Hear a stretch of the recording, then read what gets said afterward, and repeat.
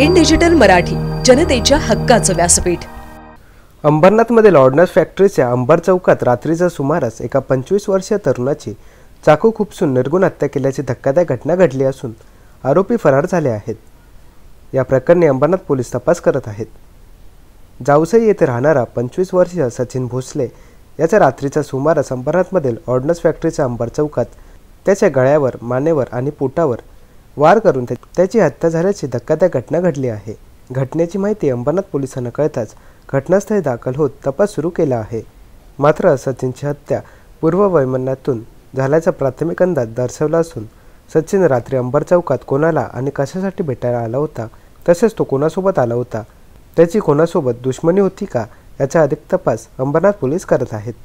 तसेच सचिनचा मृतदेह शवविच्छेदनासाठी उल्हासनगरच्या मध्यवर्ती रुग्णालयात पाठवण्यात आला आहे।